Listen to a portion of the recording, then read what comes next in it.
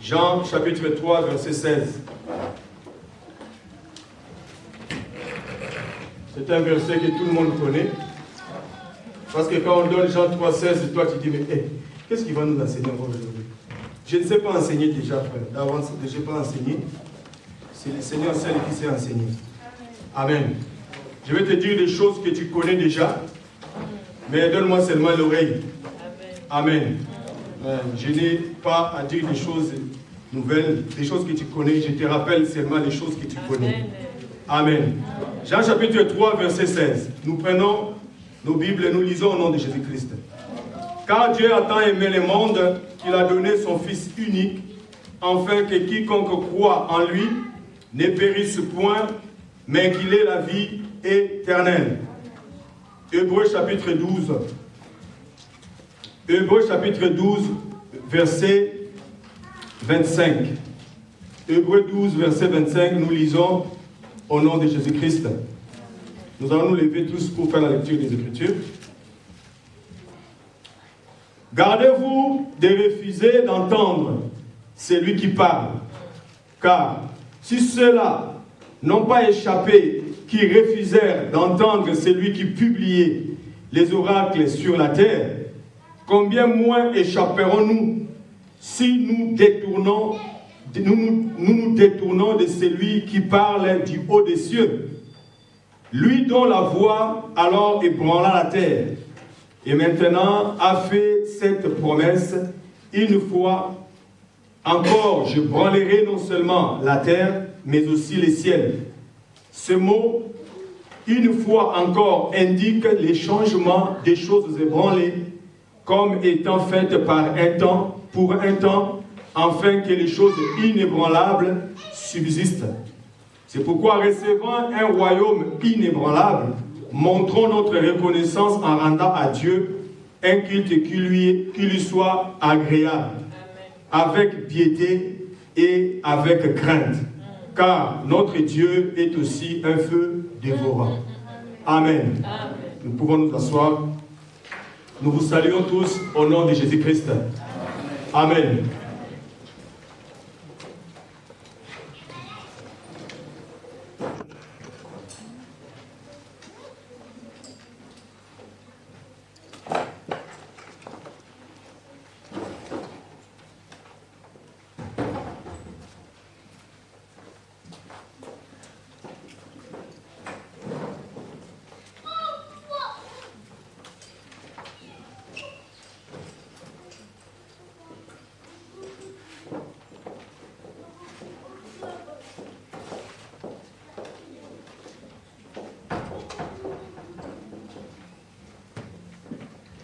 Amen.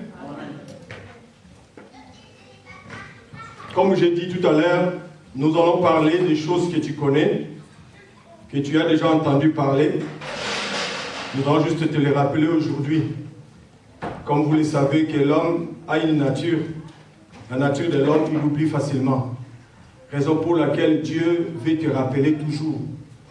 Moi, quand je lis dans la Bible, je vois plusieurs fois Dieu est en train de rappeler même à son peuple, de rappeler même à Israël, beaucoup de choses que Dieu a déjà dit.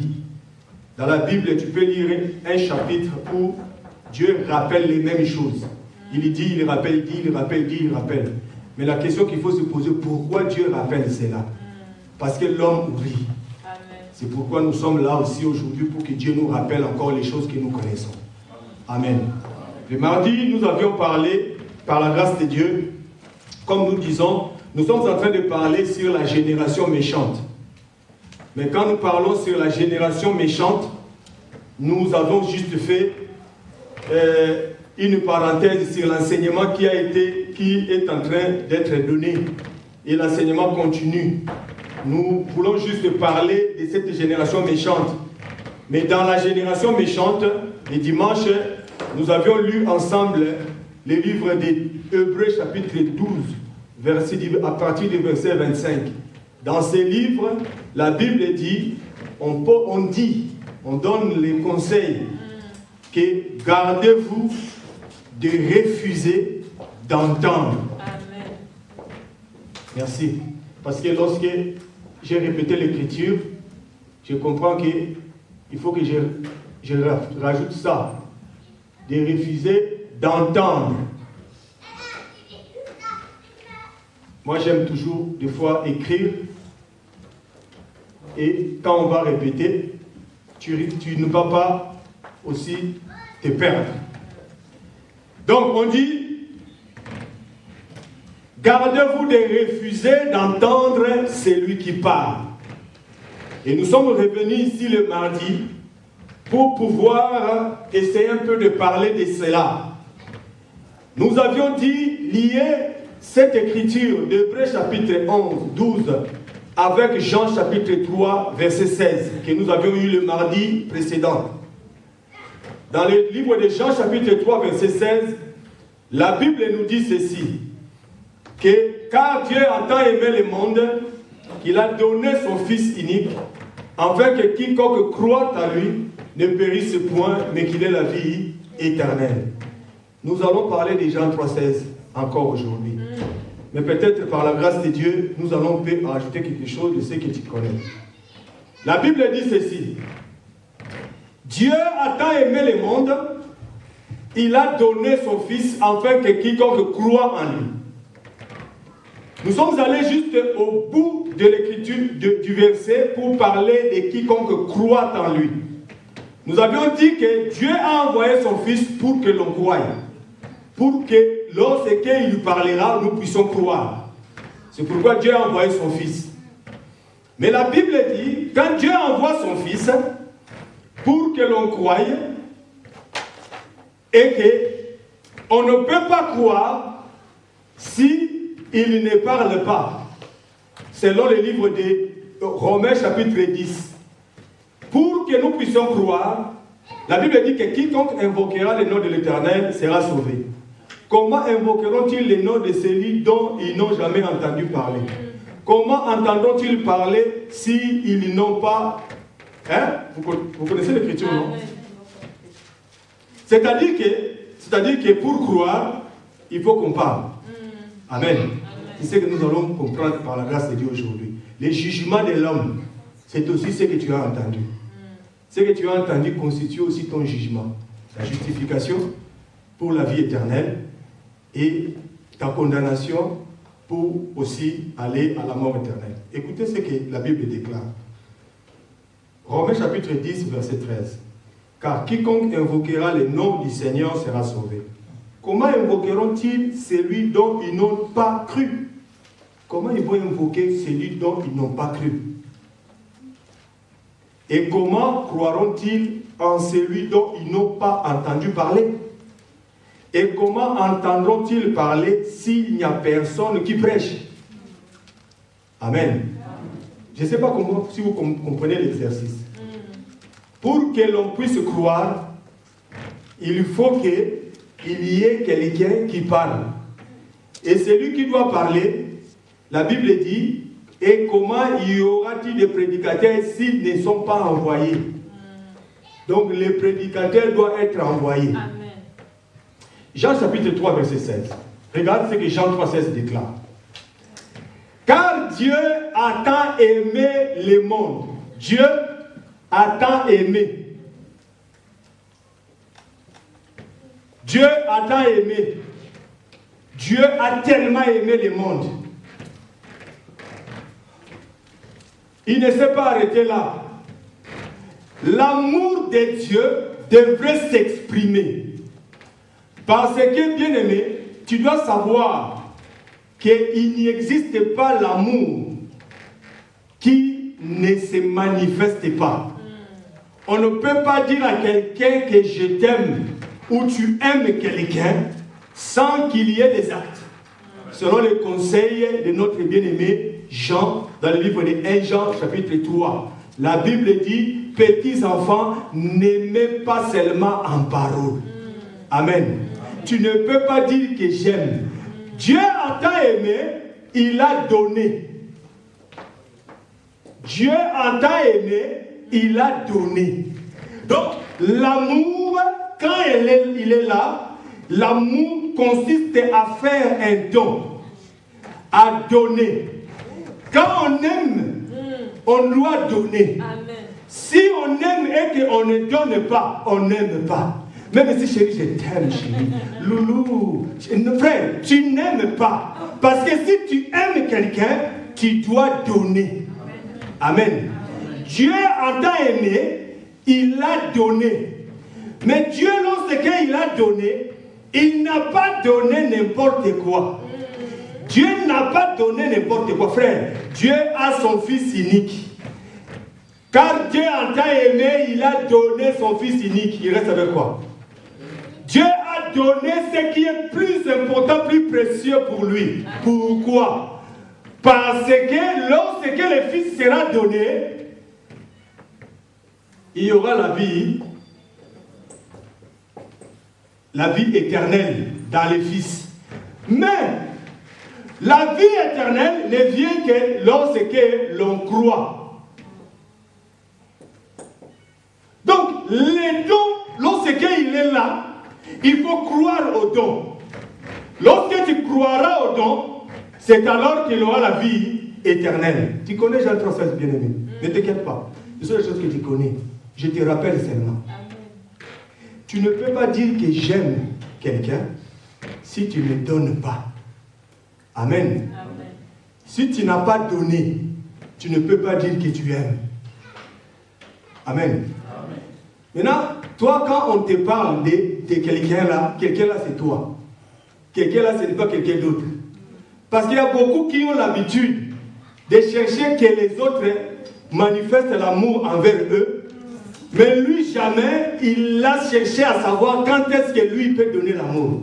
La Bible dit, ne devez rien à personne si ce n'est de vous aimer. Amen. Donc ça dit que la seule dette que Dieu nous a recommandé d'avoir, c'est l'amour. Mais l'amour que tu as, c'est à toi de donner à ton frère. Amen. Amen. Tu vas comprendre. Dieu a tant aimé. Dieu a aimé. Mais dans l'amour de Dieu, il devait se manifester le Fils. Or, le Fils qui devrait se manifester, ce Fils-là avait quoi?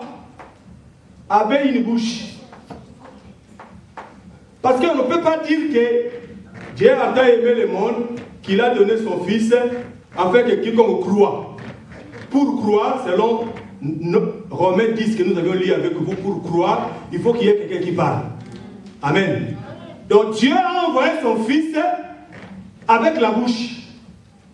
Or, le Fils de Dieu, quand il s'est manifesté, ce Fils-là, ce n'est rien d'autre que les serviteurs qui devait venir dans la maison de Dieu, dans le monde. Nous restons d'abord dans l'Écriture.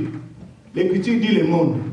Après, avec moi et vous, nous allons voyager pour aller chercher le monde. Et nous allons comprendre qu'est-ce qu'on appelle le monde, selon la Bible. Amen. Mais restons encore sur l'Écriture. L'Écriture dit, il a envoyé son Fils pour que le Fils puisse donner la vie. Or, donner la vie, ce n'est rien d'autre que de pouvoir parler. Lorsque le Fils parlera, le problème, ce n'est plus le Fils. Le problème, c'est maintenant, il faut croire. Amen. Et lorsque tu croiras, c'est alors que la vie éternelle sera manifestée. Pourquoi nous sommes venus ici, frères? Pourquoi nous avions lié Jean 3,16 à Hébreux chapitre 12? Hébreux 12 dit, gardez-vous de refuser d'entendre celui, pas ceux qui parlent, c'est lui qui parle. Il y a un seul qui est en train de parler, mais c'est qui? C'est ce que nous allons chercher. Amen. À savoir qui est celui qui parle. Amen. Parce que frère, je vous dis que les bouches, il peut y avoir. Mais nous savons qu'il n'y a qu'une seule bouche. Mais cette bouche-là qui doit parler, la Bible dit, si tu n'écoutes pas celui-là qui parle, bien aimé, sache qu'à la fin, la Bible dit que notre Dieu, il est aussi un feu dévorant. Amen. Tu viens à l'église, c'est bien. Tu écoutes la parole, c'est bien. Tu viens aussi, tu suis le pasteur, c'est bien. Est-ce que tu écoutes celui qui parle? Observe. Je vais te ramener Jean 3,16. Je te prends Jean 3,16. Je te ramène Jean 3,16 dans le livre de Genèse. Prenons Genèse. On va écouter, on va étudier un peu Jean 3,16. Parce que Dieu, la façon de Dieu de faire, nous avons dit tout à l'heure, Dieu, il les répète. Hein? Il vient, il te répète les mêmes choses que tu as déjà entendues. Mais des fois, la répétition de Dieu peut se faire d'une manière où toi, tu ne comprends pas. Il répète, mais toi, tu crois que Dieu est en train de dire autre chose. Mais il a dit seulement la même chose, mais il a répété ça autrement. Amen. Amen. Vous savez, dans la Bible, il y avait quelqu'un qui a fait un songe. Le prophète de Pharaon, après un songe. Pharaon a rêvé des choses. Il a rêvé. Amen. Des choses qu'il a rêvées, c'était différent. Amen. Il a rêvé des herbes et il a rêvé des animaux. Mais quand le prophète vient pour interpréter, Joseph vient pour interpréter les songes de Salomon, de Pharaon, il lui dit que Pharaon a rêvé la même chose. Donc Dieu a dit une chose, mais il a répété plusieurs fois. Amen. Parce qu'on ne peut pas parler de Dieu en tant aimé le monde. Frère, Jésus est venu pour expliquer ce qui était difficile à expliquer. Seulement parce que ça a été difficile à expliquer, c'est pourquoi ça a créé, ça produit la mort. La génération méchante, c'est la génération qui n'a pas compris, qui n'a pas saisi ce que Dieu voulait dire. C'est cette génération-là qui était devant Jésus, en train de pouvoir lui parler, en train de pouvoir faire des choses devant Jésus, parce que Jésus était en train de dire des choses qu'ils n'ont jamais compris. Prenons la Bible. Genèse chapitre 2.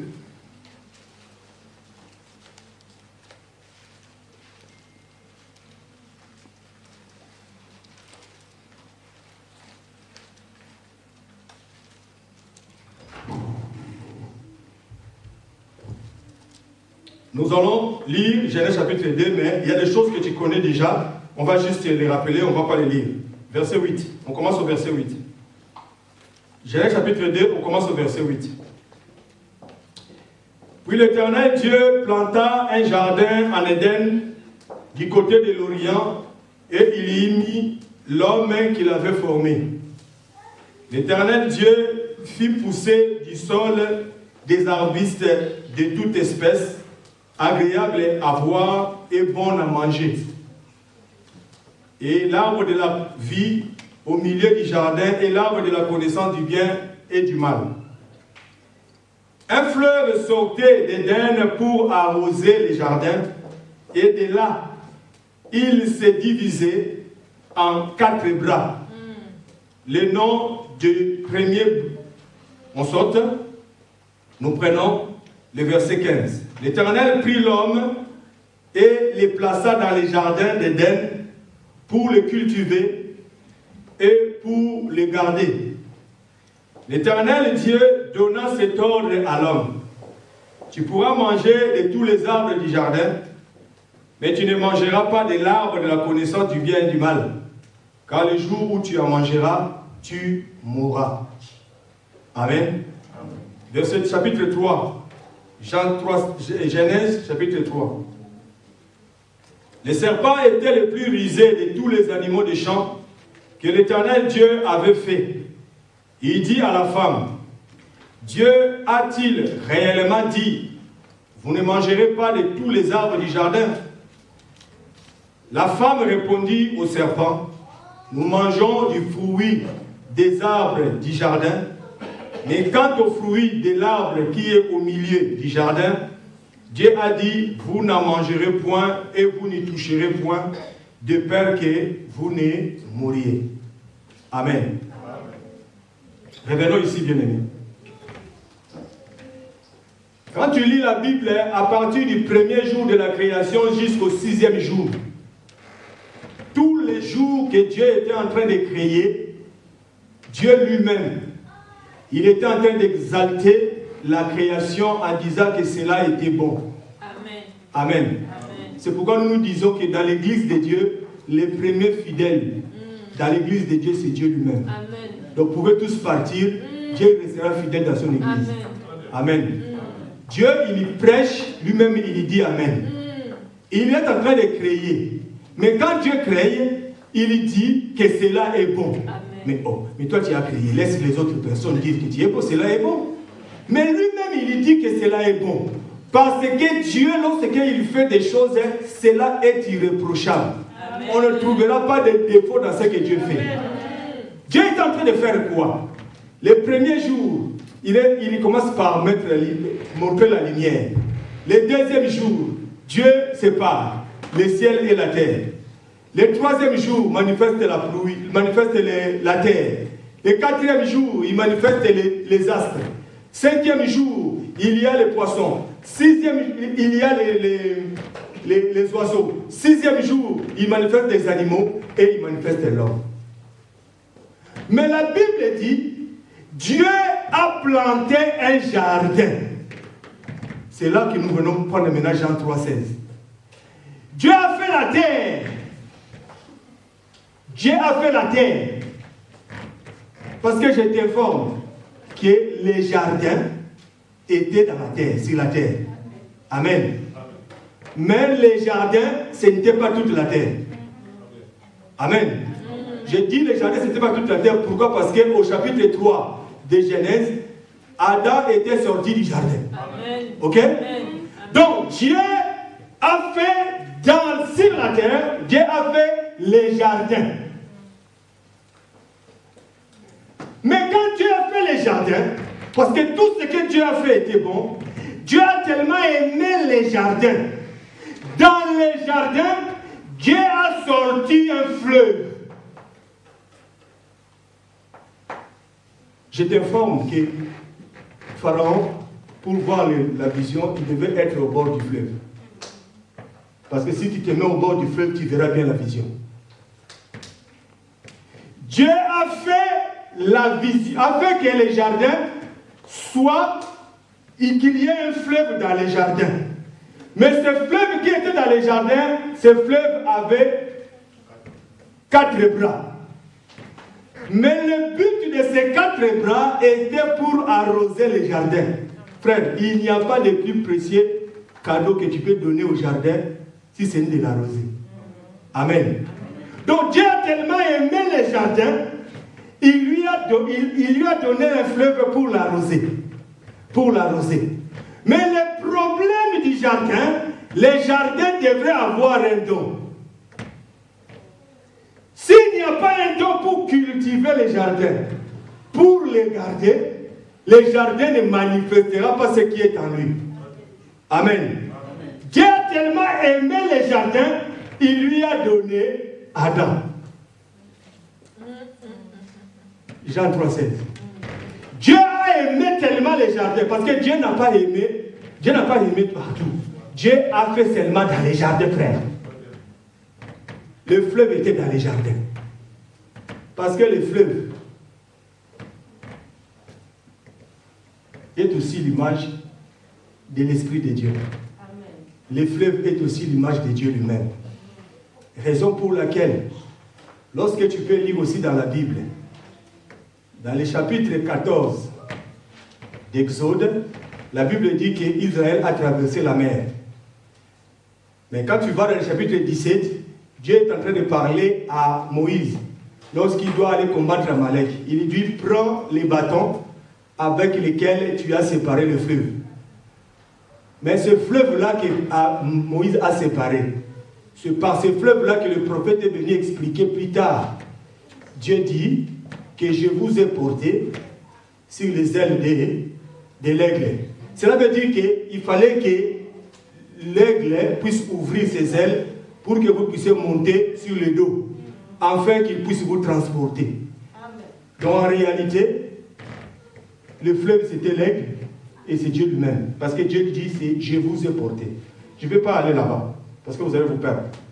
Mais retenez seulement que Dieu a fait qu'il y ait les bras qui sont là pour arroser les jardins. Les jardins étaient très bien arrosés. Et après que Dieu ait arrosé les jardins, Dieu envoie un don. Il a tellement, car Dieu entend aimer les jardins, il lui a donné un don. Mais le don que Dieu a donné au jardin, c'était Adam. Adam, ce n'est pas n'importe qui. Adam, c'est aussi le prédicateur dans les jardins. Pour que Adam vienne, Adam doit venir faire que c'est que la volonté de son Père. Parce que je t'informe que Adam, c'est le Fils de Dieu. Amen. Amen. Adam, c'est le Fils de Dieu. Donc Dieu ne peut pas te parler de Jean 3,16 s'il n'a pas fait ça avant. Jean 3,16, c'est fait aussi dans les jardins. C'est-à-dire que Dieu a tellement aimé son jardin, il ne pouvait pas laisser les jardins comme ça, il faut qu'il y ait quelqu'un qui vienne travailler.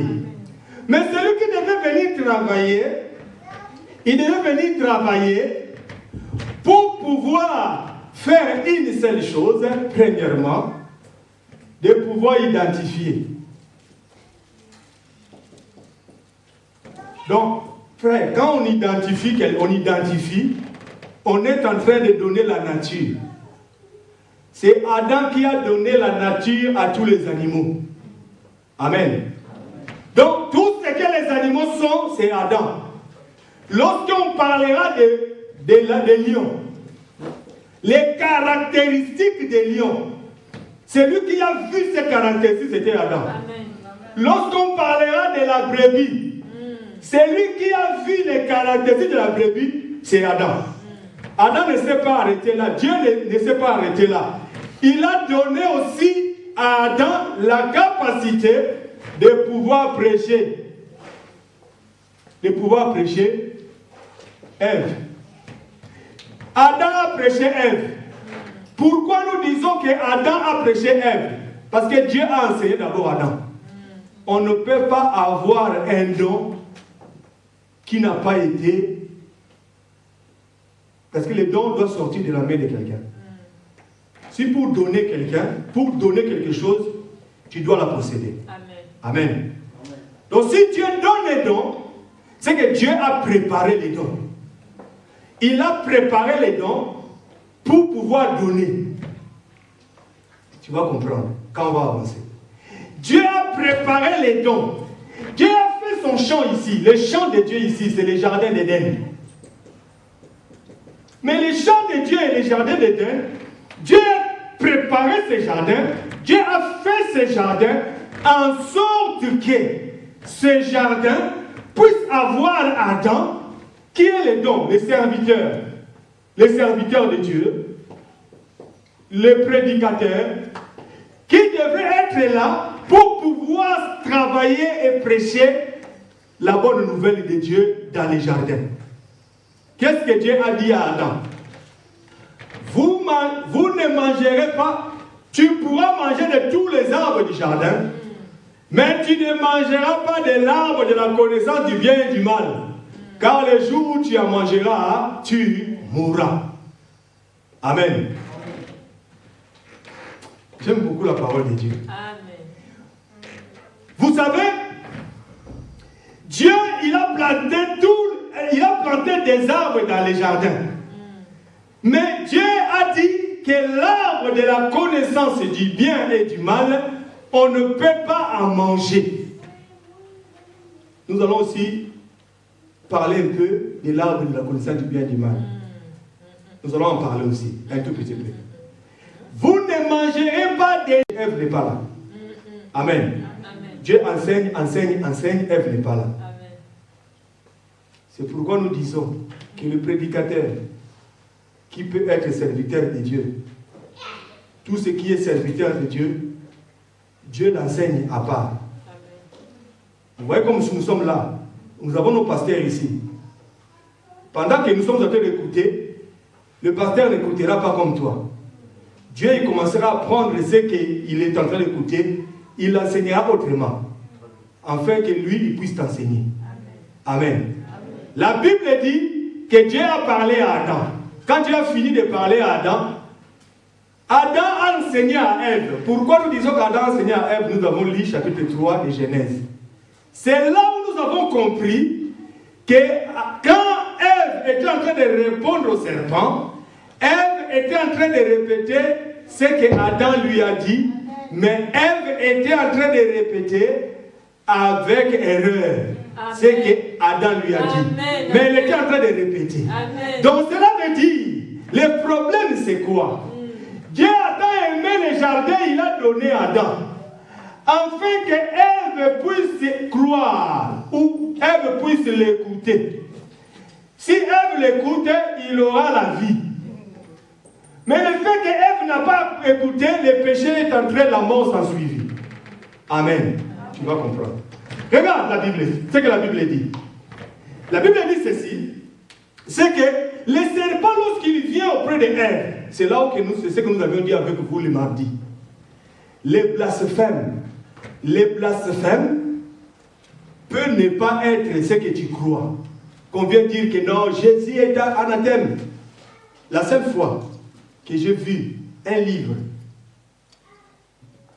parler de Jésus, il y a un livre qui est sorti, Jésus, fils du diable. J'ai vu ça, il y a quelqu'un qui était dans les sciences occultes, qui ont écrit un livre, Jésus, fils du diable. Mes frères, même ceux-là qui ont parlé Jésus, fils du diable, quand tu les suis, ils disent que Jésus, c'est le maître.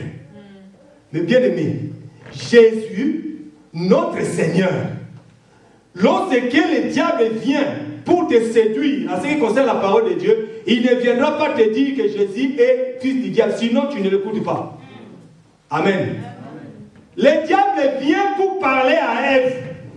Lorsqu'il vient pour parler à Ève, nous allons aussi revenir sur le livre d'Apocalypse chapitre 13.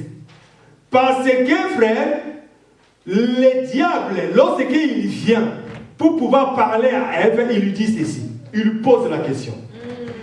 Dieu a-t-il réellement dit que vous ne mangerez pas de tous les arbres du jardin? Dieu a dit, vous mangerez de tous les arbres. Mais vous ne mangerez pas l'arbre de la connaissance du bien et du mal. Amen. Mais lui, il vient, il pose la question. La chose que Dieu a dit, mais lui, il vient à Balusion Kamouké. À Balusion Kamouké. Dans ma Balusion Kamouké, Malamoko a séduit. Amen. Il faut faire très attention. Gardez-vous de refuser d'entendre celui qui parle. Vous pouvez avoir... Faites un effort, il ne faut pas dormir. Gardez-vous de refuser d'entendre celui qui parle. Vous pouvez avoir quelqu'un, celui qui parle, il est en train de parler, mais il faut donner l'oreille pour écouter. Mais on ne donne pas l'oreille pour écouter n'importe qui. Dans les jardins, il y a quelqu'un qui devait parler. C'était Adam. Celui qui devait parler, c'était Adam. Mais malheureusement, écouté les serpents. Les serpents étaient en train de parler. Quand les serpents parlaient à Ève, les serpents est venu simplement prendre ce que Dieu a dit. Il a juste inversé un peu ce que Dieu a dit. Un tout petit peu, tu ne le verras pas. C'est ça ce qu'on appelle les blasphèmes. Tu viendras pour pouvoir nous parler des choses, mais tu rajoutes des choses à toi. Mais nous ne voulons pas entendre ça, nous ne pouvons pas les comprendre. Il y a beaucoup de frères qui viennent pour pouvoir interpréter la parole de Dieu, mais à pouvoir mettre les choses à eux.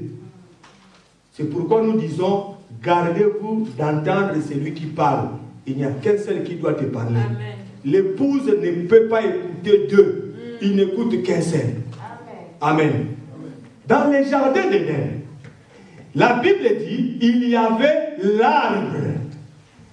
L'arbre de la connaissance du bien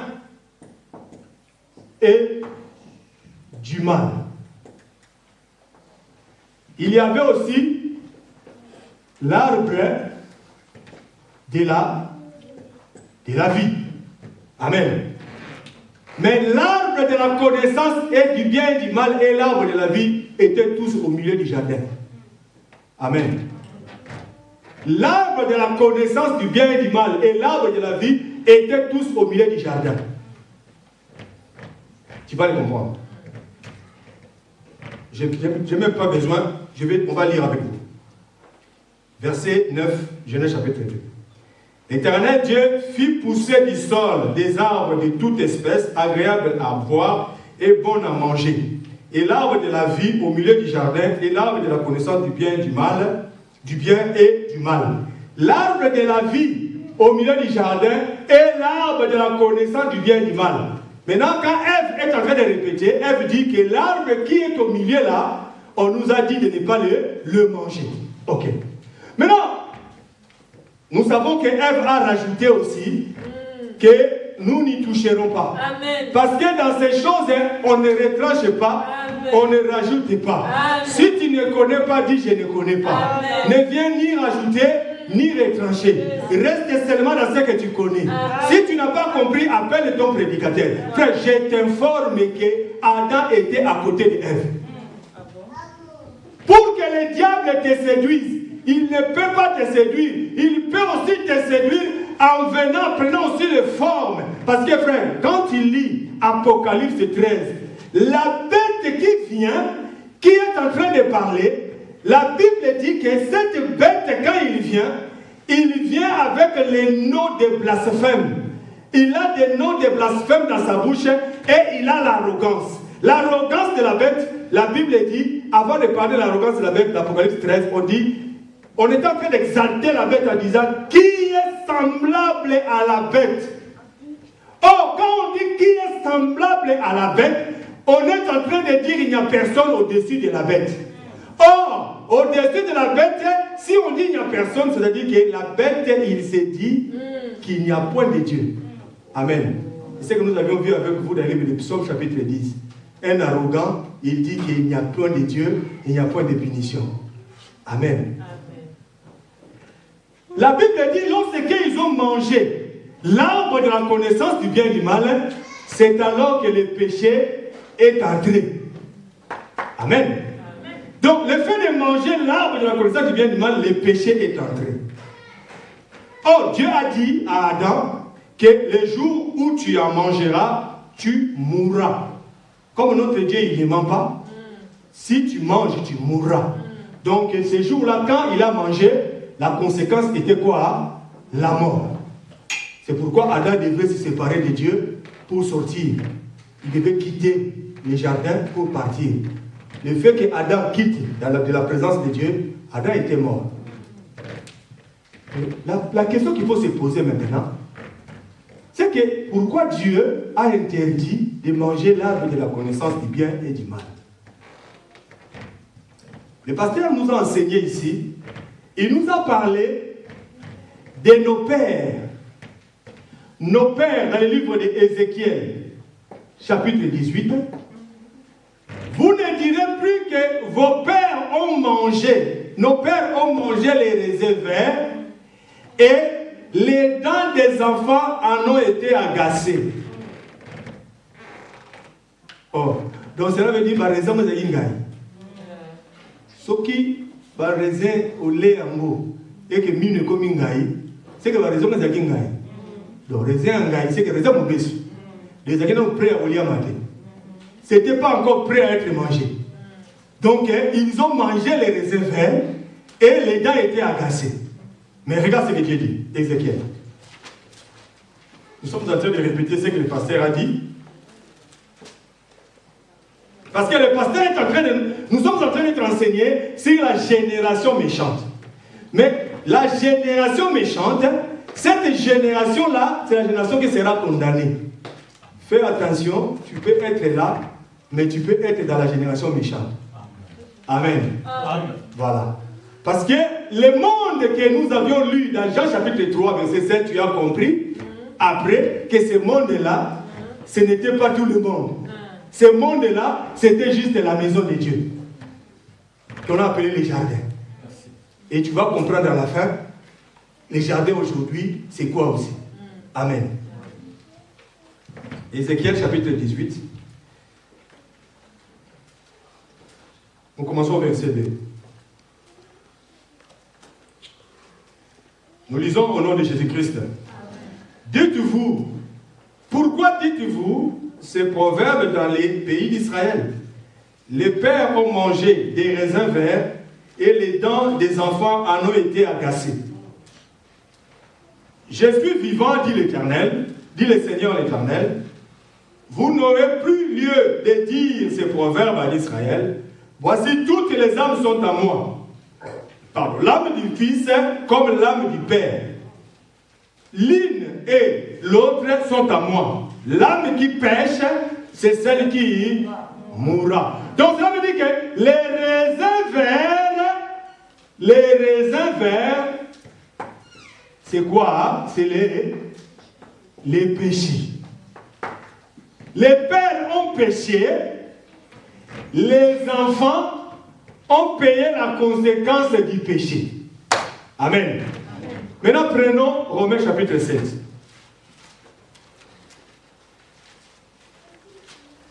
Prenons Romains chapitre 7. Et nous allons arriver jusqu'à conclure un peu dans ce que le Seigneur est en train de parler aussi dans Matthieu 12 aussi, si Dieu nous fait grâce. Romains chapitre 7. Nous commençons au verset 7.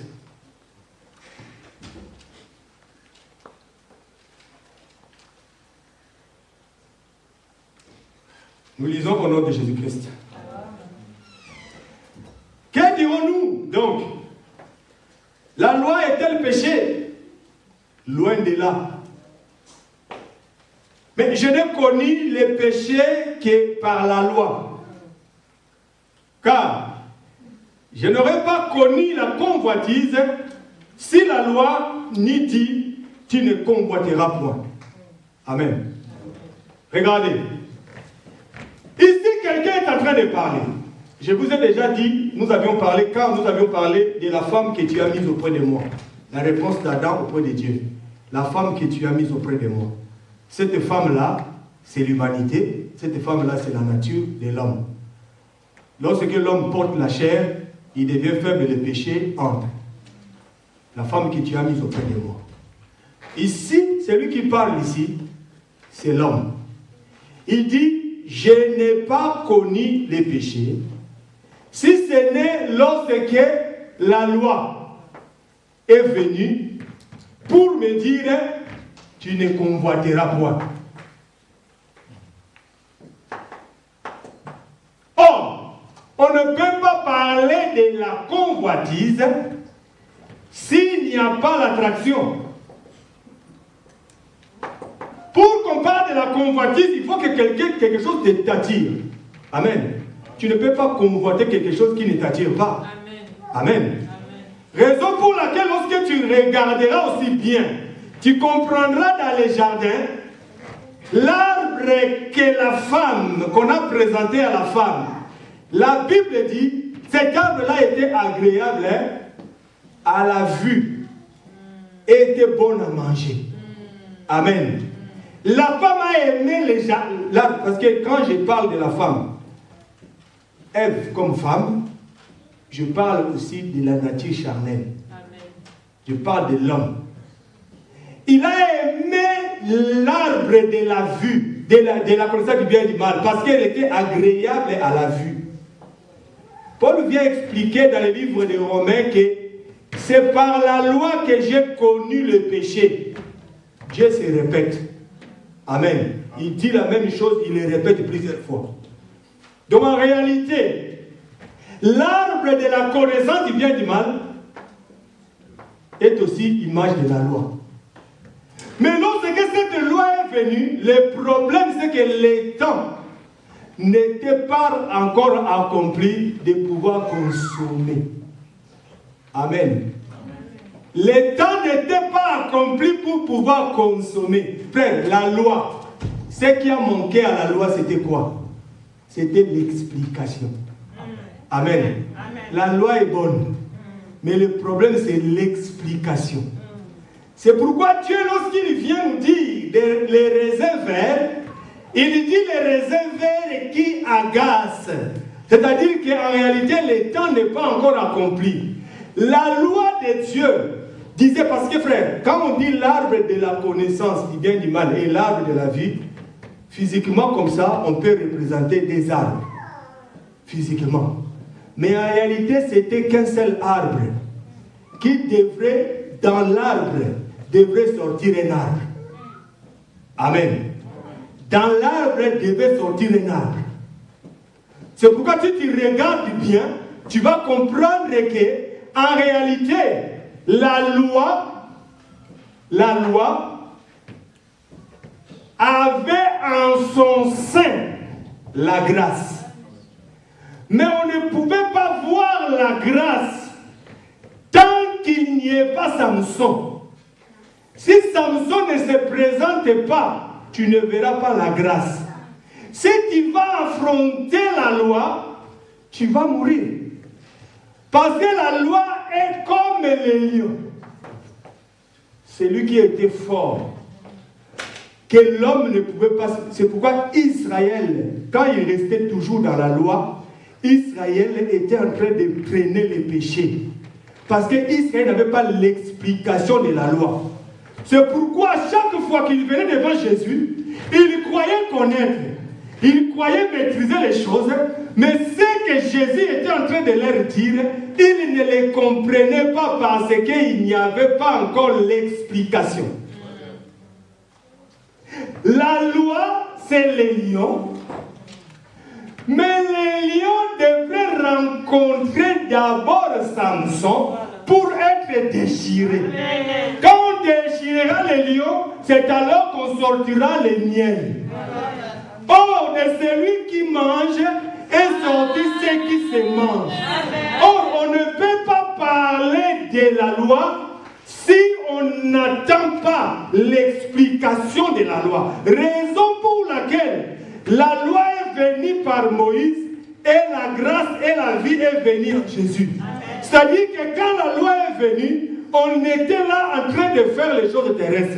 La loi était liée aux choses terrestres. Amen. Des choses qui attirent la nature de l'homme. Des choses que tu aimes. Maintenant, on va descendre un peu pour que tu comprennes. Vous savez, l'homme aime quoi? L'homme aime sauver sa peau. Amen. Suivez ici, frère. L'homme aime sauver sa peau. C'est-à-dire que je sois en bonne santé, que j'ai de l'argent pour payer mes factures, que j'ai des maisons, j'ai une femme, tout ça, tout c'est charnel. Amen. C'est ce que l'homme aime. Mais pour Dieu, ce n'est pas ça ce qui intéresse Dieu. Amen. Ça n'intéresse pas Dieu. Amen. la loi est liée aux choses naturelles, aux choses charnelles. Raison pour laquelle lorsque le pharisien est venu au devant du Seigneur pour pouvoir parler, il y avait un pharisien et un scribe. Mais ils étaient tous en train de prier. Mais l'autre, le pécheur, était en train de dire, Seigneur, moi, je suis un pécheur. Mais l'autre, il disait, Alléluia, moi tel que je suis là, Seigneur, je ne fais aucun mal. Tel que je suis là, j'aide 3 fois par jour. Je donne des offrandes. Je fais des bonnes choses. Ça, c'est la loi. Amen. Ça, c'est la loi. Or, quand tu es en train de marcher selon la loi, tu ne peux pas comprendre la grâce. Je vais encore descendre. L'homme qui marche selon la loi, cet homme-là, il aura un problème. C'est-à-dire, pour lui, lorsqu'on lui dit, pour ton problème, donne-moi 500 €, je vais prier pour toi, tu n'auras plus de problème dans ta vie. Il prendra 500 €, il donnera. Amen. Mais si nous disons, bien aimé, nous avons besoin de 500 € pour payer la salle. Où sont mes intérêts? Ça, c'est l'homme qui vit selon la loi. Amen. J'ai un problème dans ma vie. J'ai besoin de la délivrance. Mais quelqu'un se présente et dit, Alléluia, bien-aimé. Dieu m'a montré. Pour ton problème, il faut que tu présentes des offrandes. Que tu donnes, frère bien-aimé.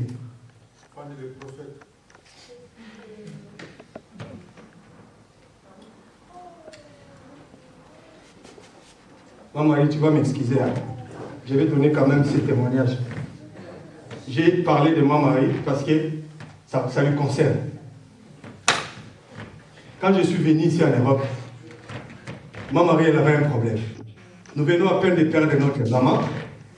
Et elle a rencontré un homme prédicateur qui lui dit que comme tu as enterré ta mère, on va te tuer.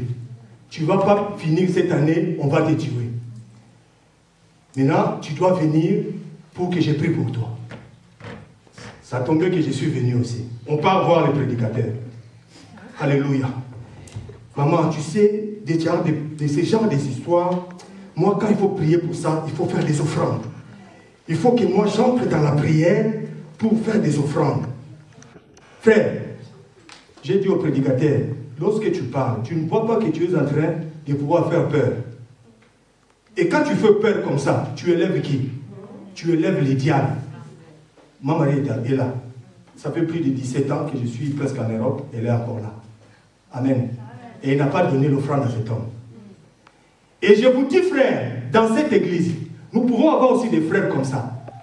Ils sont là en train d'écouter les gens qui disent des choses qui sont sensibles. Alléluia.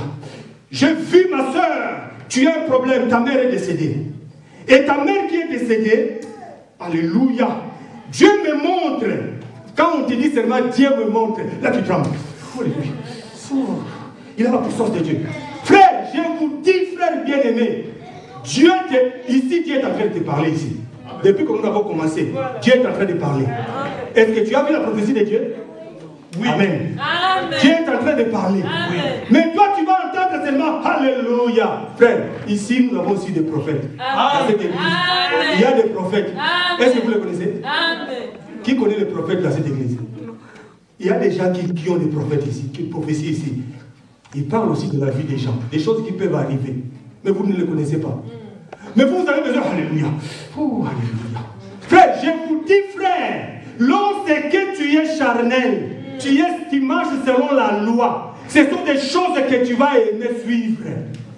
Gardez-vous de refuser d'entendre celui qui parle. Et je vous dis, celui qui parle, il ne parle pas pour attirer les regards des hommes. Amen. Amen. Amen. Il ne parle pas pour attirer les regards des hommes. Lorsqu'il vient, il parle, même frère, tu peux le voir en train de parler, tu passes. Hein? Il parle, tu passes. Hein? Comme il a récité de Dieu. Notre Dieu est comme l'hippopotame. Frère, vous connaissez l'hippopotame?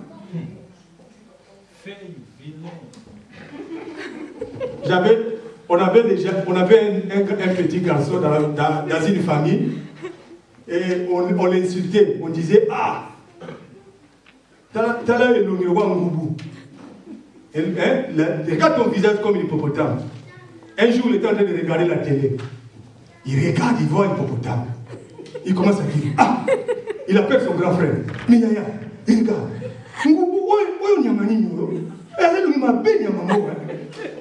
Ah, comment il est comme ça? Il pose la question, comment on est un agneau? Son nom, comme on est un goubou. Il n'a plus parlé. Pourquoi? Parce que le visage de l'hippopotame, c'est le visage lorsque tu regardes, ça n'attire pas les regards. Amen. Et lorsque Dieu est en train de parler, le murmure doux et léger. Amen. Tu ne peux pas entendre des gesticulations, mais Dieu parle. C'est pourquoi nous disons dans cette église, nous n'allons pas chercher à vous impressionner. Nous ne prêcherons que la parole comme Dieu nous a envoyé de prêcher. Amen. Mais seulement celui qui écoutera, il aura la vie. Amen. Celui qui n'écoutera pas, c'est la condamnation qui viendra s'en suivre. Amen. Maintenant, écoute ce que la Bible dit pour finir. 1 Corinthiens, chapitre 13, chapitre 3.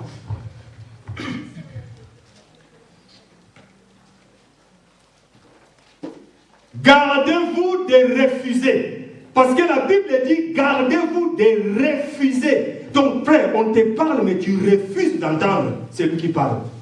Parce que toi, ton cœur est attaché aux choses ébranlables, aux choses passagères. Mais tu ne veux pas entendre celui qui te parle pour que tu puisses acquérir les choses inébranlables. Amen. Lorsque le temps n'est pas accompli, que tu n'as pas compris, ne réfléchis pas. Israël a cherché à suivre Dieu selon son propre force. C'est pourquoi Israël a péché. Lorsque tu n'as pas compris, parce que je suis en train de parler, le pasteur peut passer ici, il parle. Chaque fois, nous vous répétons. Si tu n'as pas compris, pose la question. Toi, tu peux ne pas comprendre ce que le prédicateur dit. Quand il finira de parler, toi, tu entends autre chose. Et ce que tu entendras là produira les péchés en toi. Amen. C'est ce qu'on appelle la loi. La loi est liée aux choses charnelles. Mais lorsque tu auras l'explication de la loi, c'est la loi que tu auras la vie. Israël a gardé la loi, c'est pourquoi les péchés devaient marcher avec Israël. Ce qu'on a appelé la génération méchante. Nous rentrons sur ce que nous avions dit au départ sur les jardins pour pouvoir finir. 1 Corinthiens chapitre 3, verset 9.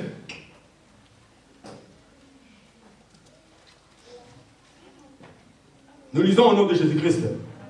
Car nous sommes ouvriers avec Dieu. Vous êtes les champs de Dieu, l'édifice de Dieu. Amen. Donc, Paul est en train de parler ici. Nous avons dit avec vous que car Dieu a tant aimé le monde, il fait quoi? Il fait les dons. Amen. Amen. Amen. Paul dit ceci. Nous sommes ouvriers. Vous êtes les champs de Dieu. Les champs de Dieu, c'est quoi? C'est le jardin d'Éden. Vous, tels que vous êtes là, vous êtes les jardins de Dieu. Et nous sommes ouvriers avec Christ. Amen. Amen. Nous sommes ouvriers avec Christ. Frère, je vous informe que dans les champs de Dieu, c'est celle de Dieu qui travaille. Amen. Isaïe dit, l'œuvre de l'Éternel prospérera. Amen. Entre ses mains. Amen. L'œuvre de l'Éternel ne prospère pas entre les mains d'une autre. Entre les mains de Dieu lui-même. Amen. Alors, c'est Dieu qui travaille. Mais Dieu, comme il travaille, il doit utiliser ses mains. Les mains de Dieu, la main de Dieu a combien? Parce que quand je dis la main de Dieu, comment je cherche moi? Moi, je n'ai jamais vu Dieu. Maintenant, la main de Dieu. Nous avons vu Dieu. C'est pourquoi nous disons, là où il y a la main de Dieu. Hein? Frère, je vous informe que Dieu a 5 mains. Amen. Je vous informe. 5 doigts dans la main. Quand Paul est en train de parler, il dit, vous êtes les champs de Dieu et nous sommes ouvriers. Mais nous sommes ouvriers avec. Amen. Amen. Nous sommes ouvriers avec. Cela veut dire, nous sommes les doigts de la main de Jésus. C'est Jésus qui travaille. Tel que je suis là, mes doigts sont en train d'écrire. Mes doigts ne diront pas que non, je suis en train d'écrire. Non, ce n'est pas toi qui écris, c'est moi qui écris. J'utilise mes doigts pour écrire. Pour travailler, je peux utiliser mes doigts pour travailler. Mais ce n'est pas les doigts qui travaillent, c'est moi qui travaille en utilisant mes doigts. Amen. Pourquoi nous disons que l'ouvrier avec Dieu, c'est les 5 doigts de l'Éternel? Là, nous allons maintenant dans Éphésiens chapitre 4. Éphésiens 4 nous dit que Dieu a mis dans l'Église les dons. Amen. Dieu a tant aimé l'Église. Jean 3,16. Dieu a tant aimé l'Église. Il lui a donné les dons. Amen. Apôtre, prophète, docteur, pasteur, évangéliste.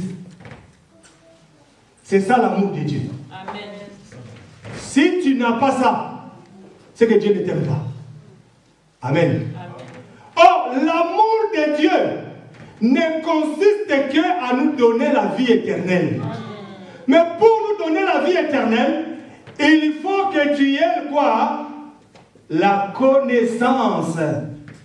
Or, la vie éternelle, c'est qu'ils te connaissent, toi le seul vrai Dieu, et celui que tu as envoyé. Donc la vie éternelle se résume seulement à connaître le seul véritable Dieu. Amen. Mais toi peut-être tu connais que Dieu qui m'a pas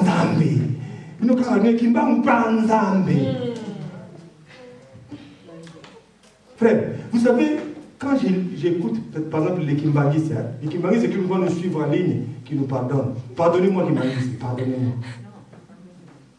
Quand je suis, ils vont nous suivre peut-être en ligne, frère. Quand je suis le kimbangisme, frère, vous allez voir tellement de choses. Kimbangu, c'est le Saint-Esprit. Il avait 3 fils. Le premier fils, c'est Dieu le Père. Le deuxième fils, c'est Dieu le Fils. Le troisième fils, c'est Dieu le Saint-Esprit. Quand Kimbangu venait à la maison, il embrassait tous ses enfants. Arrivé au troisième fils, il ne l'embrassait pas. Quand il vient au troisième fils, il s'embrasse lui-même. Parce que le troisième fils, c'est Kimbangu lui-même. Maintenant, le premier fils est mort. Le deuxième est mort. Le troisième est mort. Maintenant, Dieu, il est où? Non, ils ont fait des recherches parce qu'ils ont vu que le deuxième fils de Kimbangu, c'est Jésus. Et celui-là, il était né le 25 décembre, le 25 mai. Ils ont fait des recherches, ils ont vu que Jésus était né aussi le 25 mai. Maintenant, il dit que non, Noël, c'est le 25 mai. Frère, va sur Internet, le 25 mai. Va sur Facebook. Tu verras, ils sont nombreux, plein dans le monde. Des gens qui sont partis aux études. Ils ont eu des diplômes. Mais ils ne comprennent pas que c'est la fausseté. Amen. Amen. Il n'y a qu'un seul Dieu. Et la vie éternelle, c'est la connaissance du seul véritable Dieu. Il n'y a pas le Dieu des Noirs, il n'y a pas le Dieu des Rouges, il n'y a pas le Dieu des Chinois, il n'y a qu'un seul Dieu. Mais pour connaître ce Dieu, il faut aussi croire à l'envoyé. C'est l'envoyé qui te fera connaître ce Dieu. Amen. Maintenant, toi tel que tu es là, si on veut descendre encore auprès de toi, lorsque toi, enfant de Dieu, tu fréquentes l'église, mais tu n'as jamais compris que ceux qui sont tes pasteurs, ceux qui te prêchent la parole de Dieu, ils sont un don de Dieu pour toi. Si tu n'as pas compris cela de cette façon-là, tu ne pourras pas avoir la vie éternelle. J'étais en train de parler à quelqu'un.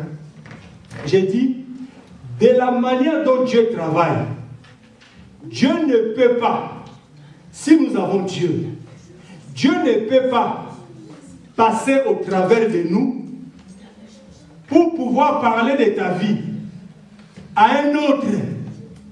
Dieu ne le fera pas. Dieu ne travaille pas comme ça. Dieu pourra peut-être venir confirmer par un autre.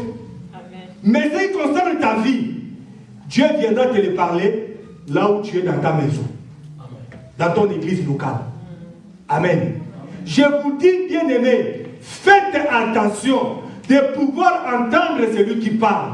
Lorsque le diable parlait à Ève, le diable, la Bible dit, il a pris la parole de Dieu. Il a juste changé un tout petit peu. Un tout petit peu. Frère, lorsque Dieu est en train de parler à Israël, Dieu dit à Israël, œil pour œil, dent pour dent. Amen. Œil pour œil, dent pour dent. Ou bien Dieu dit ceci. Il dit, tu aimeras ton ami, tu haïras ton adversaire, tu haïras ton ennemi, tu aimeras ton prochain, tu haïras ton ennemi. Ça c'est la loi. Amen. Ça c'est la loi. Maintenant la loi, comme c'est lié aux choses charnelles, les gens aiment comme ça. Écoutez, nous sommes à la fin. Comme les gens aiment les choses charnelles, ils aiment ça.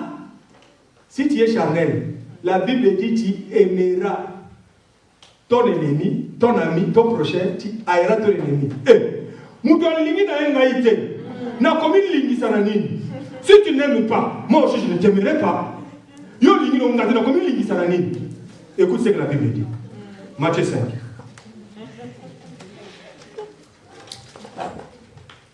Matthieu chapitre 5.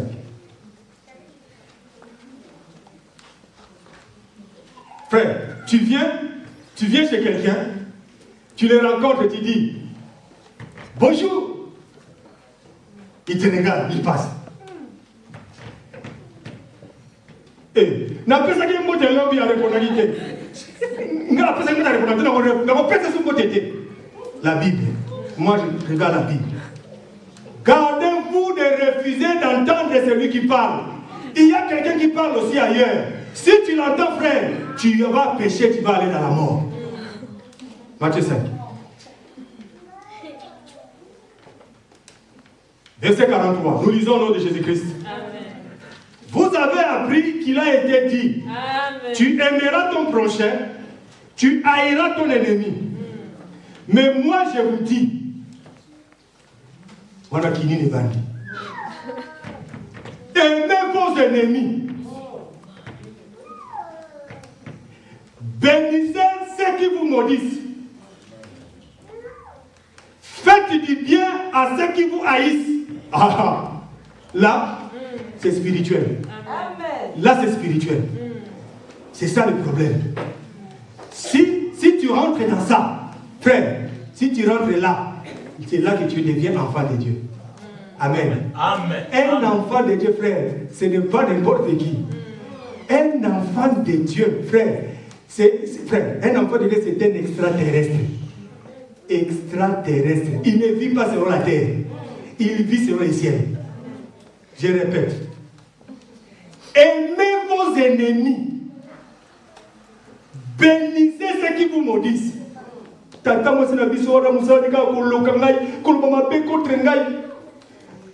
Sans effet. Retour à l'expéditeur. Retour à l'expéditeur. Non, frère, tu es en train de faire la vengeance. Tu es en train de chercher à ce que tu fasses la vengeance toi-même. Amen. Non, Dieu n'a pas dit ça. Dieu dit ceci. Dieu aimez vos ennemis. Bénissez ceux qui vous maudissent. Encore. Faites du bien à ceux qui vous haïssent. Et puis que donc lorsque tu parles, tu tournes seulement le dos. C'est lui qui derrière toi il te dit. Hein? J'ai parlé avec quelqu'un qui m'a dit, pasteur, moi ma faiblesse seulement, c'est que je n'aime pas que j'entende quelqu'un parler du mal de moi. Maintenant, tu n'es pas encore enfant de Dieu. Lorsque tu seras enfant de Dieu, Dieu dit, tous ceux-là qui vous haïssent, faites du bien. Tu as quelque chose à la poche. Lui, il est en train de... Ah, frère Lucien, vraiment, il n'a pas bien qu'à frère Lucien.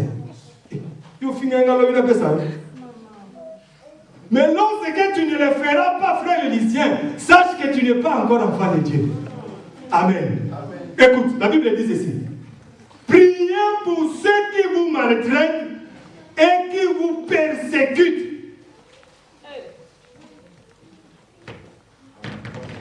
On va d'abord nous montrer que chaque jour. Chaque jour, qui te maltraite, il te fait souffrir tous les jours. Toi, tu vas prier. Seigneur, les jugements contre lui. Seigneur, va les frapper. Non, la Bible dit non, pas comme ça. Priez pour cette personne dans l'amour. Parce que tu ne peux pas prier pour quelqu'un ayant la haine. Parce que, frère, Dieu, c'est pourquoi nous avions chanté comment expliquer. Les mots sont trop petits pour exprimer ce qu'il y a dans le cœur. Frère, Dieu ne regarde pas la bouche. Hein? Tu peux prier, alléluia. Oh, éternel, Dieu tout-puissant. Lorsque toi, tu as marché avec Israël. Oh, alléluia. Frère, ce sont des belles paroles. Oui. Mais si ton cœur est mauvais, Dieu ne t'écoute pas. Amen. Dieu écoute la prière du cœur. C'est pourquoi nous disons, il faut lier le cœur à la bouche. Si tu ne lis pas le cœur à la bouche, tu es un menteur. Tu dis des choses que toi-même tu ne crois pas. Amen. Romain nous dit ceci, que lorsque tu fais du bien à quelqu'un tu rends le bien à quelqu'un qui te fait du mal, tu es en train de mettre le charbon ardent sur sa tête. Amen. Vous avez compris la manière de Dieu de travailler. Dieu, il te dit, lorsque quelqu'un te fait du mal, toi ne t'occupes pas de lui.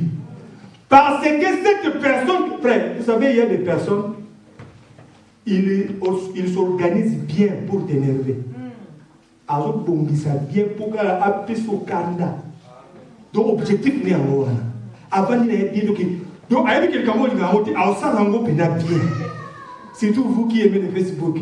Il va jeter des trucs au Facebook. Tu vois. Donc, au monde appelle un pays qui arrête à Facebook. Mais la Bible déclare ceci. Sinon, c'est que quelqu'un est en train de te faire du mal. Tu lui rends du bien. Tu changes de dimension. Frère, la Bible nous montre David. On va finir. David, il est en train de combattre contre Goliath. Goliath avait des lances, des choses que Goliath avait. Ce sont des choses qui, lorsque tu veux combattre avec quelqu'un comme Goliath, tu dois aussi avoir des armes conséquentes. Amen.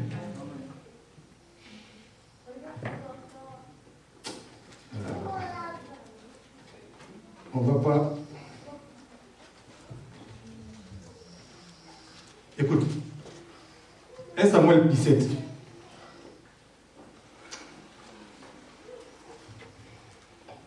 Je ne veux pas que tu te perdes. 1 Samuel 17, verset 5. Sur sa tête était un casque d'airain et il portait une cuirasse en écaille du poids de 5000 cycles d'airain. Il avait aux jambes une armure d'airain et un javelot d'airain entre les épaules. Le poids de sa lance était comme une ensouple de tisserand et sa lance pesait 5 cycles de fer et celui qui le portait son bouclier, marchait avec lui. Amen. Yoka, écoute.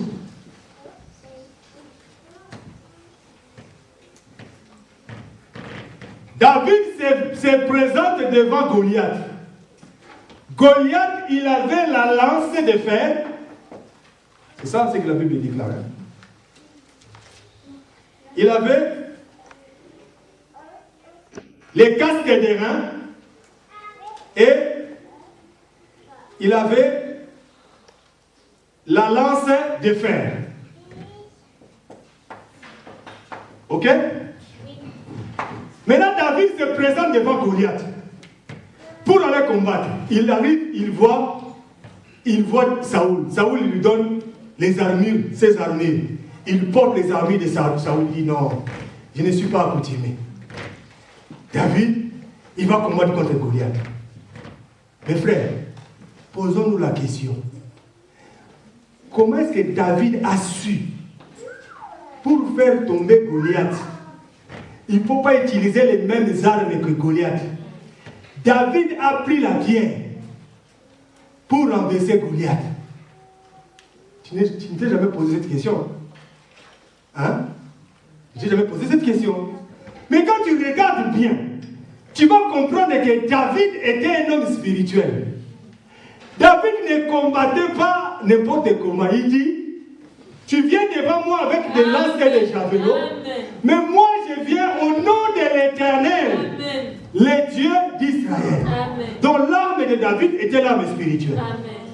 Mais curieusement, David, avant d'aller combattre contre Goliath, il a combattu contre les lions et il a combattu contre l'ours. Or, ce que le pasteur Bosco nous a enseigné ici, lorsque Daniel est en train de voir les animaux, les bêtes, mais dans les bêtes, il y avait les mêmes choses que Dieu a répétées dans les chapitres 2 de Daniel et dans le chapitre 7. Dans le chapitre 7, il parle des bêtes. Dans le chapitre 2, il parle de la statue. Mais il parle de la même chose. Il dit la statue avait 4 parties. Première partie, c'était la partie or. Deuxième partie, argent. Troisième partie, c'était de l'airain ou le bronze. De l'airain. Quatrième partie, c'était le fer mélangé avec l'argile. Or, selon la Bible, pour renverser cette statue qui était puissante, il faut faire seulement la chose la plus simple. La pierre qui est tombée sans le secours d'aucune main a renversé la statue. Amen. Donc David, comme il a déjà combattu, dans le livre de Daniel chapitre 7, on nous explique, ou dans le chapitre 2 toujours, on nous explique l'or, c'est les lions, qui était la plume babylonienne. L'argent, c'est l'ours. Et les fers, les reins, c'est les léopards.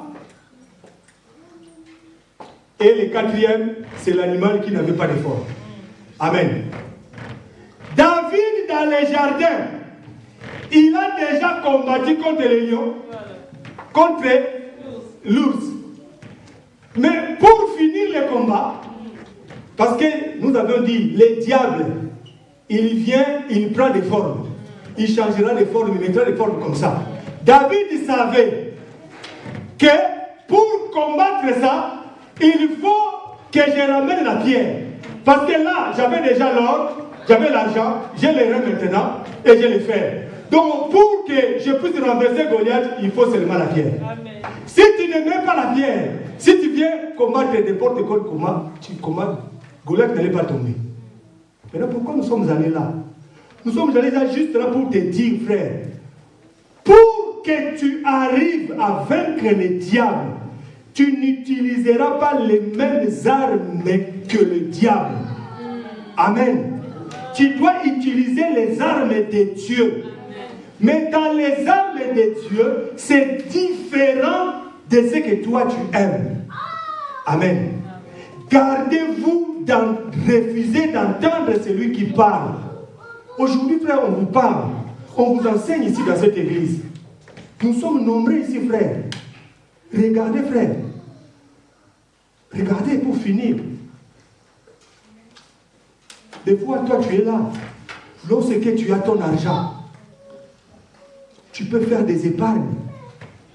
Ah, je fais des épargnes pour m'acheter ça. Je fais des épargnes pour faire ce tel projet. Mais je te dis, frère, Dieu a tant aimé le monde. Dieu a tant aimé le monde, frère. Dieu a donné, frère. Dieu a donné. Lorsque tu aimes Dieu, frère, tu ne peux jamais dire que j'aime l'Éternel. Moi, j'aime beaucoup Dieu. Moi, j'aime beaucoup Dieu. Voilà qui nous a qui Congolais. Quels sont les courages des Congolais?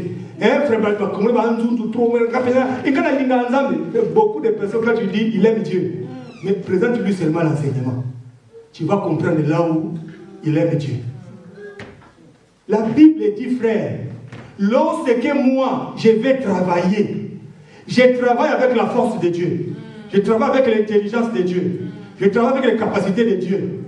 Mais quand j'aurai mon argent, je vais faire mes projets à moi. Je vais faire mes affaires à moi. Où est la part de Dieu dans tout ce que tu fais? Parce que tu es charnel. Même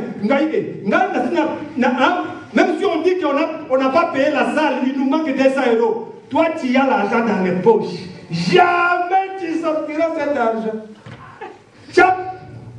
Tu ne sortiras jamais cet argent. Moi, j'ai des projets à moi. Frère, je vous dis, il y a un bien-aimé dans la Bible, Joseph d'Arimathée. Joseph d'Arimathée, il avait un sépulcre taillé sur le roc. Ah, on va finir.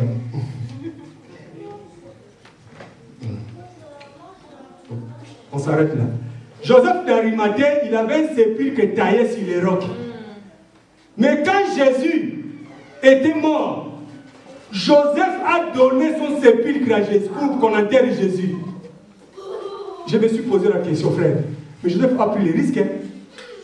Bon, vous voyez sa sécurité.